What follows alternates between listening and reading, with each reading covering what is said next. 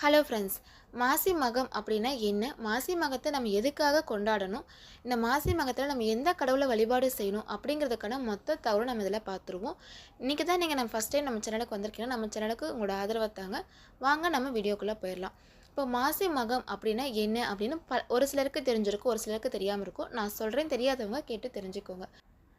நம்ம செஞ்ச பாவங்களை எல்லாம் தீர்க்கணுங்கிறதுக்காக இப்போ நம்ம பக்கத்தில் கூடுதுறை பவானி இருக்குது, அங்கே போய் தலைக்கு குளிச்சுட்டு சாமி கும்பிட்டு வருது. அந்த மாதிரி ஒரு சில இடங்களுக்கு நம்ம கங்கை, யமுனா, நர்மதை அந்த மாதிரி ஒரு சில இதுலலாம் நம்ம போய் குளிக்கிறோம் அப்படின்னா நம்ம பாவங்கள் எல்லாம் நம்ம அதில் குளிச்சுட்டு வரும்போது நம்ம பாவங்கள் ஃபுல்லாக தீர்ந்துடும். ஆனால் அந்த அந்த தண்ணியில் இருக்கக்கூடிய பாவம் நம்ம போய் கரைச்சி விட்டு வரோம் இல்லையா, அந்த பாவங்கள்லாம் அங்கே இருக்கக்கூடிய நதிகள் எல்லாம் ஒன்று சேர்ந்து பேசிக்குமா. எல்லாரும் நம்ம பாவத்தை தீர்த்துட்டு போகிறாங்க, அதுக்காக நம்மளை படைச்சிருக்காங்க. ஆனால் நாம் இந்த பாவத்தை வாங்குறோம் இல்லையா, நாம் எப்போ நம்ம பாவங்கள்லாம் நீக்கிறது அப்படின்னு எல்லாரும் பேசிகிட்டு இருக்கும்போது சரி நம்ம சிவபெருமான்கிட்டயே போய் கேட்கலான்னு சொல்லி சிவபெருமான்கிட்டயே போய் கேட்குறாங்க. அப்போ தான் சிவபெருமான் சொல்கிறாரு, நீங்கள் எல்லாருமே உங்களோட பாவங்களை நீக்கிக்கணும் அப்படிங்கிறதுக்காக ஒரு நாள் நான் உங்களுக்கு கொடுக்குறேன். அதுதான் மாசி மகம். மாசி மதத்தில் வரக்கூடிய மகம் நட்சத்திரம் அன்னைக்கு பௌர்ணமியும் கூட சேர்ந்துருக்கணும். அந்த நேரத்தில் கும்பகோணத்தில் நடக்கக்கூடிய மகா மகத்தில் நீங்கள் போய் குளிக்கும்போது நீங்களும் புனித நீராடல் செய்யப்படுவீங்க. உங்களுக்கு அந்த பாவங்கள் அனைத்துமே தீர்ந்து போயிடும் அப்படின்னு சொல்லியிருப்பாங்க. அதனால தான் இந்த மாசி மகத்தன்னைக்கு நம்ம குளிக்க போனோம், கும்பகோணத்தில் இருக்கக்கூடிய மகா மகத்தில் குளித்தோன்னா நம்ம பாவங்கள் எல்லாமே நீங்கி நமக்கு நல்ல பலன் ஏற்படும்னு சொல்கிறாங்க. அதனால இந்த மகா மகத்தை நம்ம கொண்டாடிட்டுருக்கோம். இந்த வருஷம் வரக்கூடிய மகா மகம் கிடையாது, சாதாரண வருஷம் வரக்கூடிய இந்த மகா நட்சத்திரம் தான். இதுக்கும் அதோட சிறப்புகள் அப்படிங்கிறது நிறையவே இருக்குது. இந்த நாளில் நம்ம எந்த கடவுளை வழிபாடு செய்யணும் அப்படிங்கிறத ஃபஸ்ட்டு பார்த்துருவோம். இப்போ நம்ம ஃபஸ்ட்டு முருக பகவானையே பார்த்துருவோம்.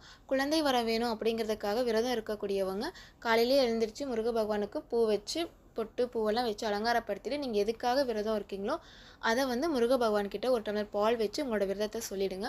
சொல்லி முடிச்சுட்டு அன்றைக்கி முழுவதும் நீங்கள் விரதம் இருந்துட்டு சாயந்தரமாக பக்கத்தில் இருக்கக்கூடிய முருகன் கோயிலுக்கு போய் விளக்கேற்றிட்டு முடிஞ்சால் போயிட்டு வாங்க. முடியாதவங்க வீட்லேயே நீங்கள் விளக்கேற்றி அந்த பால் வழிபாடு செஞ்சு முடிச்சுட்டு விரதத்தை முடிக்கும்போது அந்த பால் எடுத்து நீங்கள் குடித்து உங்களோட விரதத்தை முடிச்சுக்கலாம்.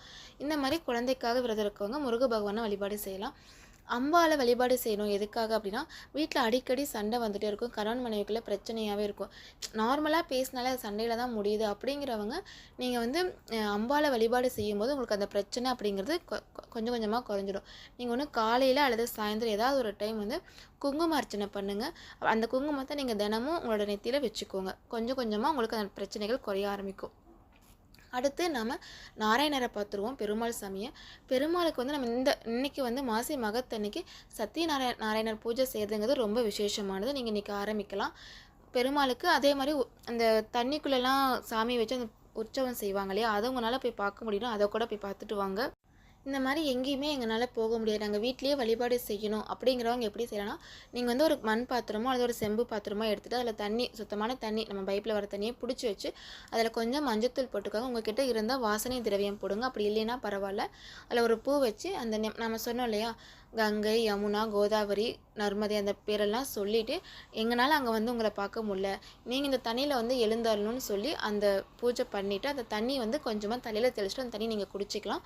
இப்படி வழிபாடு செஞ்சாலே போதுமானதாக இருக்கும். நீங்கள் அங்கே போக முடியாதவங்க நீங்கள் இதை ஃபாலோ பண்ணிக்கோங்க.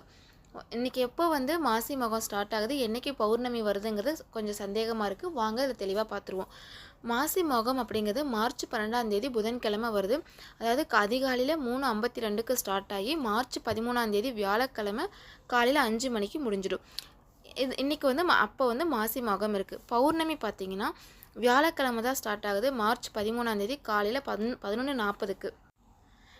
வெள்ளிக்கிழமை 12:57 வரைக்கும் இருக்குது. இதில் நீங்கள் அந்த மாசி மகத்தன்னைக்கு வழிபாடு செய்கிறவங்க இந்த நேரத்தை பயன்படுத்திக்கோங்க. மார்ச் 12 பயன்படுத்திக்கோங்க.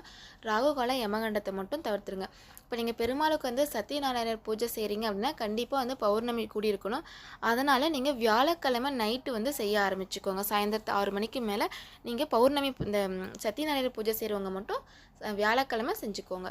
ஓகே ஃப்ரெண்ட்ஸ், இந்த வீடியோ உங்களுக்கு பிடிச்சிருந்தா நம்ம சேனலுக்கு உங்களோட ஆதரவை. Thank you for watching.